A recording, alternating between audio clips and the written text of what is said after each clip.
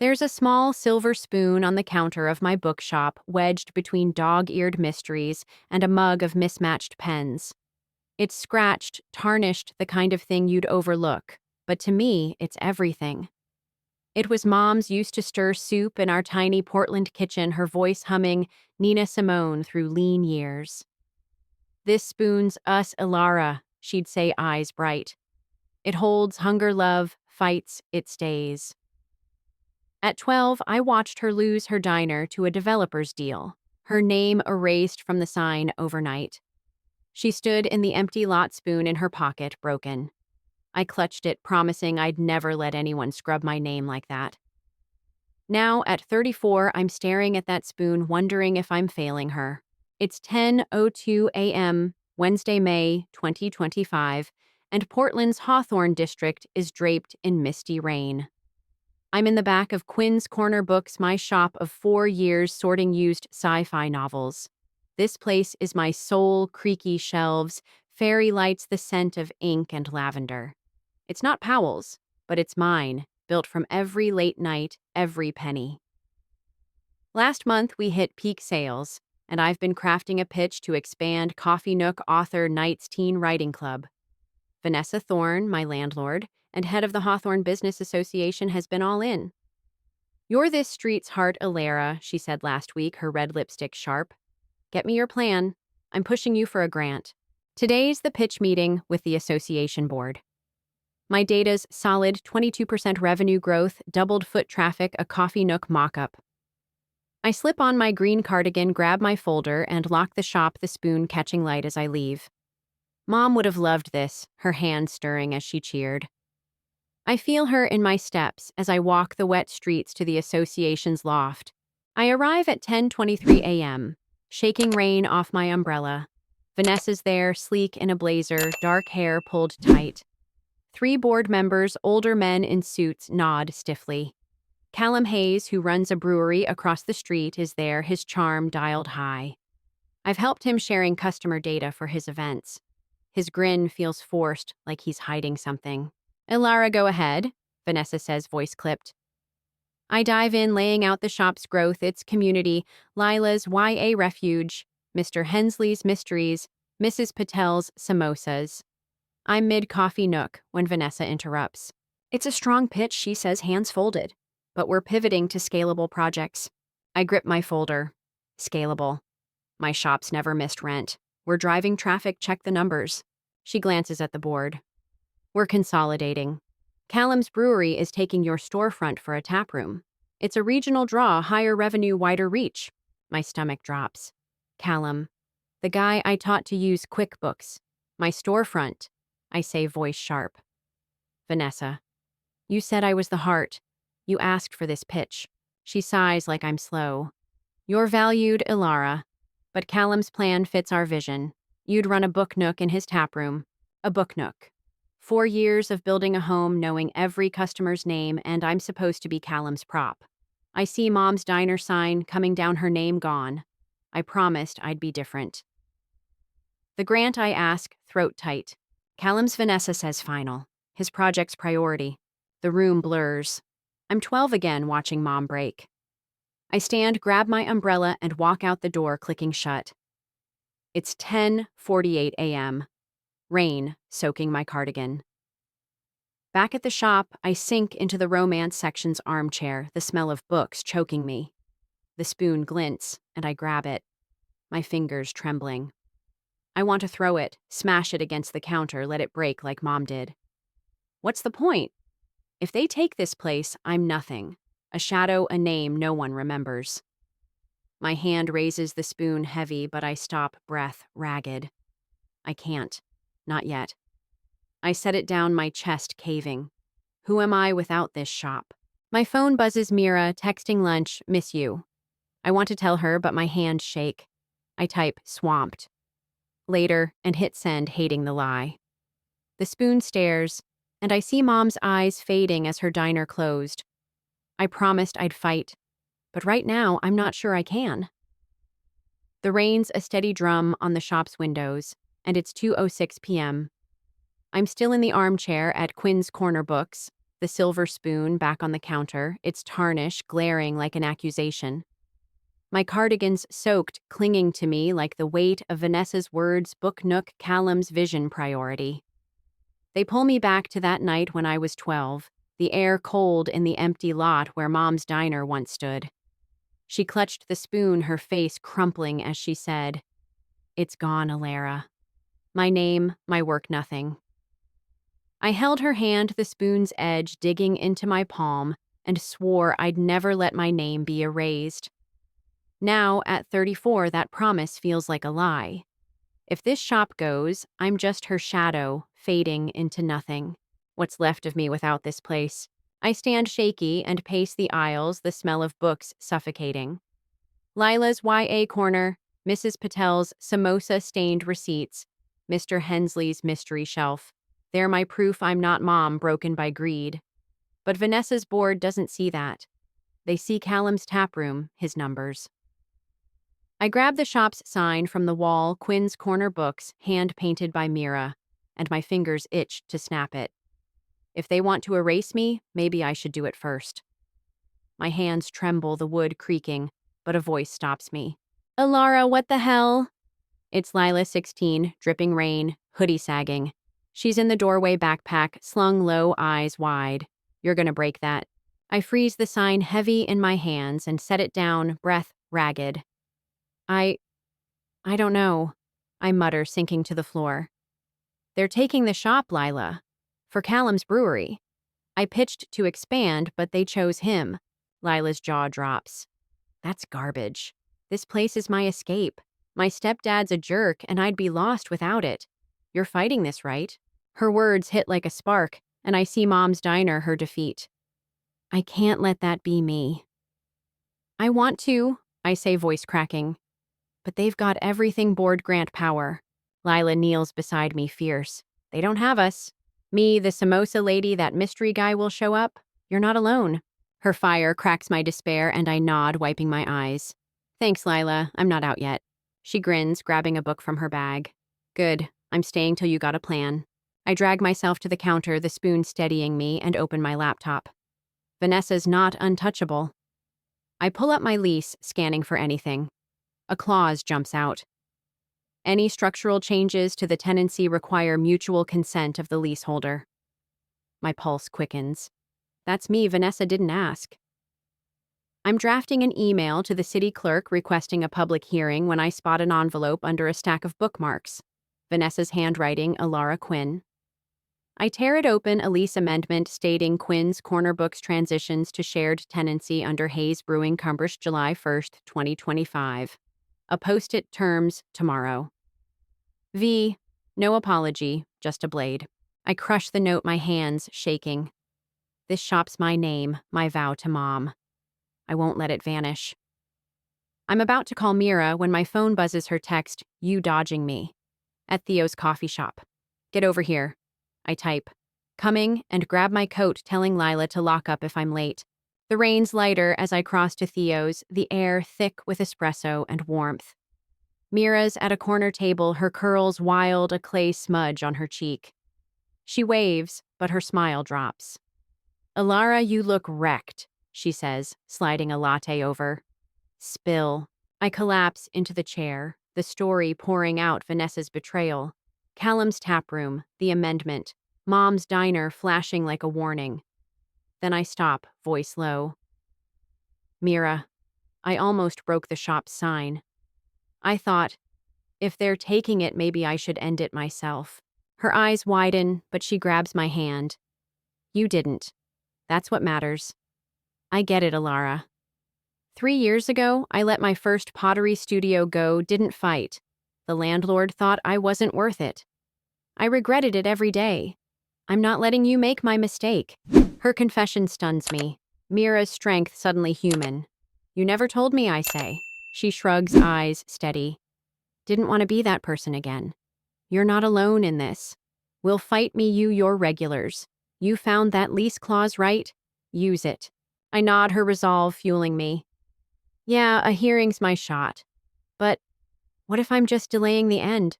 What if I'm nothing without this shop?" "You're not nothing," she says, fierce. You're a Lara who made a home for Lila for me. Shop or no shop, you're enough. But we're keeping it.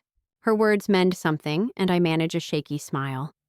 You're too much, you know that. Damn right, she says, smirking. I'm posting on Insta tonight, rally the troops. We're sketching flyer ideas when I hear Vanessa's voice behind us, sharp, with Callum's low reply. My heart races. I whisper to Mira, it's them. I slip my phone under the table, hitting record hands, trembling. It's a gamble, but I need leverage. I board set Vanessa's saying, voice hushed. Your tap room's locked in. Quinn's hearing's a formality, her shop's done. Callum hesitates. She's not giving up, Vanessa. I didn't want to hurt her. You wanted growth, Vanessa cuts in. My stake in your brewery's riding on this. Stay focused. I stop breathing. Her stake, Vanessa's not just favoring Callum, she's profiting. The recording ends as they leave, her heels clicking. Mira's eyes are huge. You got that, she whispers. Yeah, I say, saving the file VNC 0525. It's a weapon, but I'm not Vanessa. I won't sling mud yet. I'll save it for the right move, maybe a board member who's clean. Back at the shop, Lila's reading the sign back on the wall. Plan, she asks. Working on it? I say, the spoon, glinting. I see Mom's hands stirring through loss. I'm not letting them erase me, Lila. Not like they did her. She nods fierce. Good, we're with you. I sit the spoon beside me and open my laptop. The recording's my edge, but I'm playing it smart. Vanessa thinks I'm a ghost. She's about to learn I'm a fire, and I'm burning for my name. It's Friday morning, 7:56 a.m., and the Portland mist hangs low, softening the edges of Hawthorne streets. I'm at Quinn's Corner Books, the silver spoon on the counter catching the dim glow of a single lamp. My laptop's open, a cold coffee mug beside it, and I'm running on fumes, 2 hours of sleep and a fire that's flickering but not out. The city clerk confirmed the public hearing for Monday, 10 a.m., giving me 3 days to build a case to save my shop. Vanessa's voice from the coffee shop recording Quinn's hearings, a formality, burns in my head, dragging me back to when I was 12, watching Mom fight for her diner. She stood in her empty kitchen, spoon in hand, begging a bank manager over the phone. This is my life. You can't just take it. They did. Her name was gone, and she was a ghost. I swore I'd never be that erased, forgotten nothing. But now, with the shop slipping away, I'm staring into that same abyss. If I lose this, am I just her echo fading into silence? I grip the spoon, it scratches sharp under my thumb, and for a second I want to smash it, shatter it like Mom's dreams, like mine feel right now. I raise it, my arm trembling, but Lila's voice echoes, "You're not alone." I set it down, breath shaky and focus. I can't break, not for Mom, not for Lila, not for me. The lease clause, mutual consent, is my anchor. If I prove Quinn's Corner is this block's heart, I can stop Vanessa's amendment. The recording proving her stake in Callum's brewery is my ace, but I'm saving it. I want to win with truth, not venom, even if Vanessa doesn't play fair. The door jingles, and Mrs. Patel steps in her scarf, vibrant, a Tupperware of samosas in hand. Alara, she says, setting it down. Mira says you're fighting for the shop. I nod, the cumin scent steadying me. Yeah, they want Callum's taproom here. I've got a hearing Monday to stop them. Her eyes blaze. This place is family. My book club's coming, we'll speak. You're not alone, Beta. She touches my shoulder. You fight like my girls. Don't stop. Her words hit like a hug, and I swallow hard. I won't, Mrs. Patel. Thank you. She leaves, and the shop warms. By 9:15 a.m., it's alive. Lila arrives with her art club dragging poster board. Signs for the hearing, she says, sprawling on the floor. Save Quinn's Corner, big letters, dragons. I grin, tossing her magazines for collage. Mr. Hensley drops by, vowing his bridge group will show. Theo from the coffee shop says he's plastered flyers everywhere. Mira's Instagram post is exploding, 250 likes, comments piling up. Ilara's shop saved my kids' love for reading. This place is home. I scroll my chest tight. These people are my why, my shield against Mom's ghost. I'm cutting out a dragon with Lila when Mira texts cousin's got something. Email. I open my laptop and there's a bank transfer receipt from Vanessa's account to Hayes Brewing Co., dated last month labeled Equity Share Silent. My heart races. With the recording, this nails Vanessa's conflict of interest. I save it, my hands steady, but doubt creeps in. Using this could ruin her, maybe Callum too. Am I fighting for my name or just burning theirs? I'm not her. I want to give this to Ms. Delgado. The clerk privately let the board decide. The door jingles, and Vanessa strides in her coat, crisp heels, sharp. The shop stills Lila's scissors, pausing. Vanessa scans the signs, her lips curling. Alara, she says, voice cold, this hearing's a mistake. You're stirring trouble for nothing. I stand glitter, dusting my hands, the spoon behind me like armor. You need my consent for the lease change. You didn't ask. She steps closer, voice low. You're playing with fire. Callum's taproom's worth millions. Drop this or I'll make sure everyone knows your mistakes, that unpermitted book fair, the fines. Your reputation won't survive. Her words sting, flashing to Mom's pleading voice, her loss. Am I her fighting a fight I can't win, but I hold her gaze. I'll take the risk, I say steady. Monday. Vanessa's eyes narrow and she leaves the bell sharp. Lila mutters, she's scary. Yeah, I say, heart pounding. Vanessa's threat. Your reputation shakes me, but it doesn't break me. I'm not Mom, begging for mercy. I've got Lila, Mrs. Patel, Theo, Mira, and evidence. Mira calls, her voice urgent. You okay? Theo saw Vanessa leave. I'm fine, I say, gripping the spoon. She's rattled. That's good, right? Good, Mira says, but her tone shifts. Ilara, I need to say something. When I lost my studio, I didn't fight because I thought I'd lose anyway. I was wrong. I see you now ready to give up, but you can't. You're not just saving a shop, you're saving yourself. Promise me you'll keep going. Her words cut deep, Mira's failure a mirror to mine. I promise, I say, throat tight. For you, for Mom, for me. I hang up the spoon, glinting. I pull up my speech, typing, this shop's Lila's refuge. Mrs. Patel's heart, my name. It stays. But doubt lingers. What if I win but lose myself, just another shadow like Mom? I push it down, focusing on the hearing. Vanessa thinks she's won. She's about to face a fire she didn't see coming. It's Sunday night, 8:22 p.m., and I'm at the counter of Quinn's Corner Books, the silver spoon glinting beside a notebook scrawled with my hearing speech.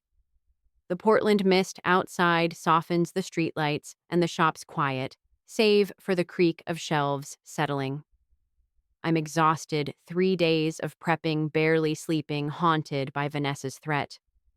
Your reputation won't survive. It pulls me back to when I was 12. Mom's diner, gone, her spoon in her pocket as she whispered, they erased me, Alara. I swore I'd never be her, a name scrubbed out, a ghost. Now, with the hearing tomorrow that fears a knife. If I lose this shop, am I just her shadow, nothing without these walls? The spoon's scratches catch the light, and I grip my pen, steadying myself. I'm not her. I'm fighting for my name, and I've got Lila, Mira, Mrs. Patel, a fire they can't douse. I've burned the recording of Vanessa and Callum plus the bank transfer receipt onto a USB labeled V, Thorn Evidence. It proves Vanessa's stake in Callum's brewery, her conflict of interest, but I'm not playing it publicly.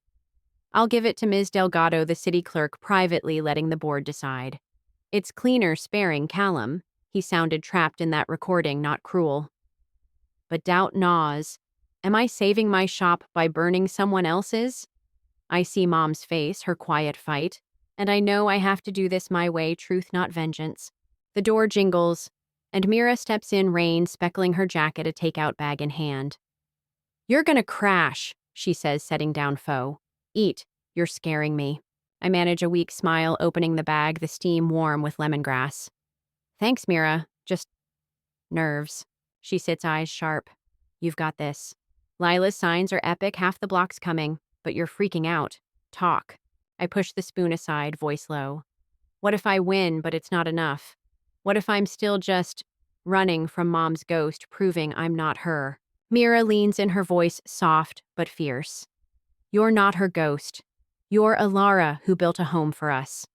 When I didn't fight for my studio, I lost myself. You're fighting for Lila for you. That's not running. That's claiming your name. Her words, raw with her own failure, anchor me. I nod, throat tight. I promised you I'd keep going. I will. She grins, stealing a noodle. Good, now eat. You're no use fainting tomorrow. We laugh, the spoon watching, and I feel Mom's strength, not her loss. I'm ready for her, for me, for us.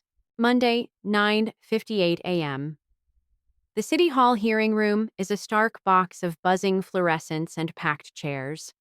Mrs. Patel's book club, Mr. Hensley's bridge group Theo with flyers, Lila and her art kids with signs.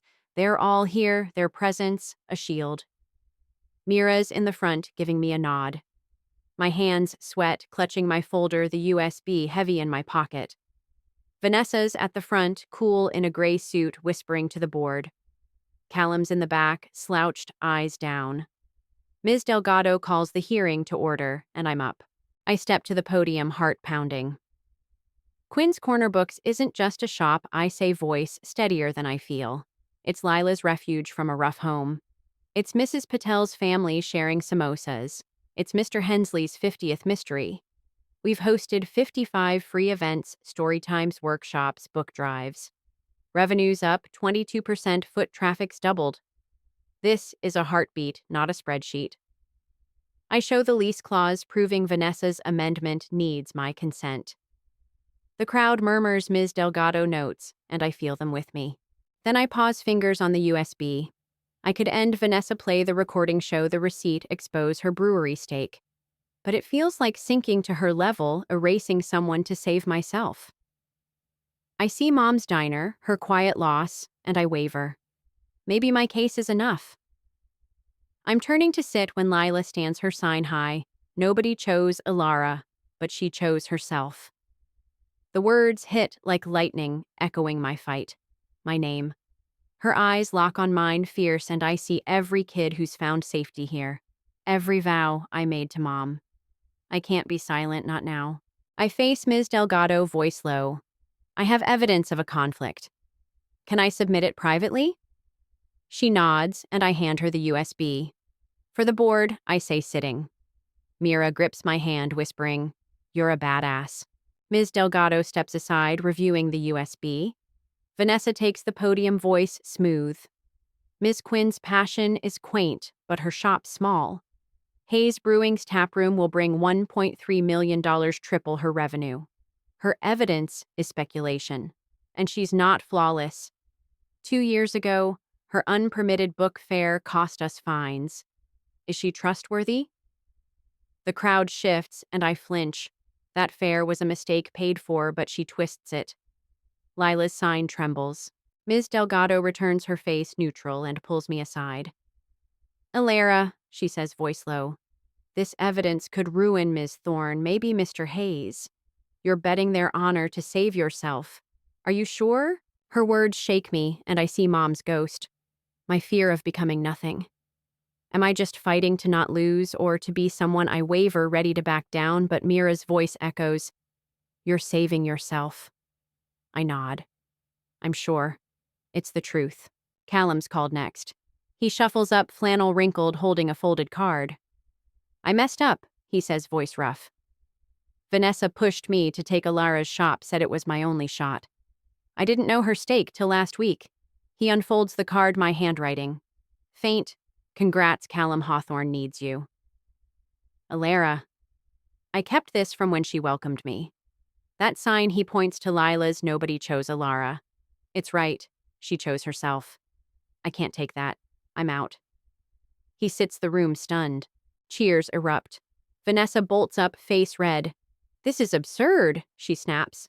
Ms. Delgado gavels her down. After a tense huddle, Ms. Delgado speaks. The lease amendment is denied. Quinn's Corner stays. Ms. Thorne's role will be investigated. The room explodes. Mira hugs me. Lila waves her sign. Mrs. Patel claps. I smile, but it's hollow. I won, but Vanessa's jab trustworthy and Callum's card linger. Did I save my name or just play their game? I thank everyone, voice flat, and slip into the hall needing air. Mira follows, eyes worried. Alara, you won. Why do you look like you lost? I lean against the wall, the spoon in my bag, heavy. I kept the shop, but am I just mom fighting to not vanish? What's my name worth if it's built on this? She grabs my shoulders. You're not her. You chose yourself like Lila's sign said. You built a home nobody could take. That's your name. I nod, but the emptiness stays. The spoon's weight is mom's fight her loss. I saved the shop, but who am I beyond it? The question clings unanswered. It's a radiant Saturday morning in August 2025, 8:35 a.m., and Quinn's Corner Books is alive with a pulse I thought I'd lost. The silver spoon sits on the counter, cradled between a tray of warm cinnamon rolls and a vase of wild daisies from Mrs. Patel's yard. Sunlight floods the shop, glinting off the hardwood, and the air hums with fresh coffee laughter and the soft crinkle of book pages. I'm knotting an apron over my jeans, setting up for our first community breakfast, free pancakes, story time for kids, and a book drive for the shelter. 2 months have passed since the hearing, and though I kept the shop, the victory left me raw, haunted by the question that stalked me since Mom's diner vanished. If this shop isn't enough, who am I? The spoon, scratched and warm, feels like her reply, whispering, "You're Alara and you're home." The hearing was a storm. Lila's sign nobody chose. Alara, but she chose herself. Callum's card, Vanessa's fall, but the triumph didn't fill the hole. Vanessa's jab trustworthy, and Mom's ghost clung to me. I'd saved the shop, but I was still running from her shadow, terrified I'd fade without these walls. Mira saw it pulling me aside that night. You chose yourself, she said, her eyes fierce. Now make this place yours, not just a fight you won. Her words, raw from her own lost studio, lit a spark. I wasn't just saving a shop, I was building a home one Mom dreamed of but never held. I started small, using my savings for a coffee nook, its shelves lined with mugs donated by regulars. Lila's art crew painted a mural, dragons curling around books, fierce and free. Mrs. Patel's book club grew. Mr. Hensley started a mystery circle, and Theo rigged a chalkboard for events. We launched free story times, teen art nights, and book drives, each one knitting me back together. Vanessa's resignation from the association faded her name like Mom's diner sign. Callum's brewery stayed small, and he's been helping at the shelter, quietly making amends. The fight's done, but I'm learning what it means to stay. Today's breakfast is our boldest move. By 9:15 a.m., the shop's bursting. Kids sprawl on the rug, laughing as Mira reads about a mischievous squirrel. Parents sip coffee, debating Sherlock with Mr. Hensley. Lila's sorting book donations, her dragon sign now framed above the counter, its words a vow.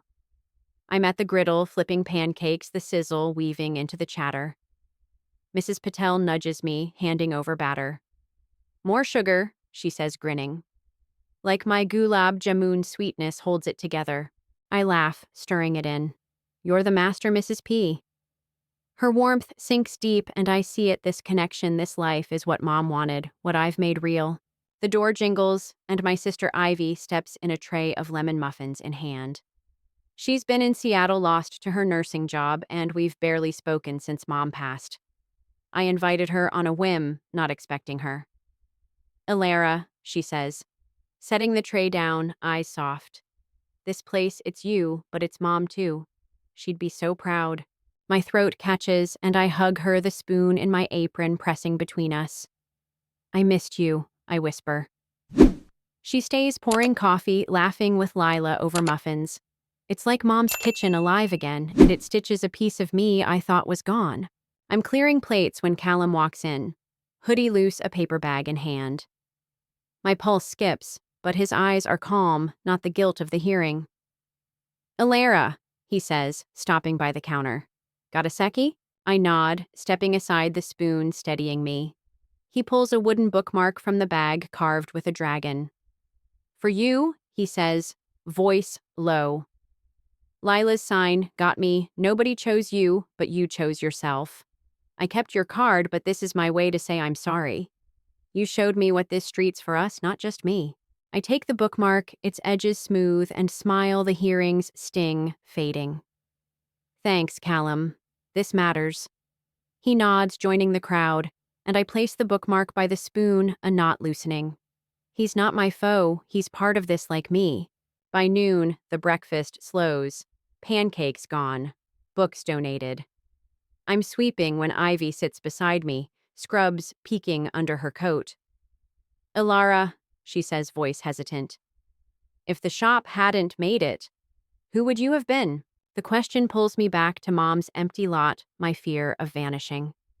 I pause, broom still, and look at the spoon, its scratches gleaming. I'd still be me. I say the truth, settling like sunlight. I'd find another way, a new home, a new fight. But now I know I don't fight alone, you, Mira, Lila, all of you. That's who I am. Ivy's eyes glisten and she hugs me fierce. You're not Mom, you're bigger. Her words break me open and I laugh, tears falling. I'm not Mom's shadow. I'm Ilara, and my name lives not in a shop but in us. Mira flops into the armchair, grinning. You did it, champ.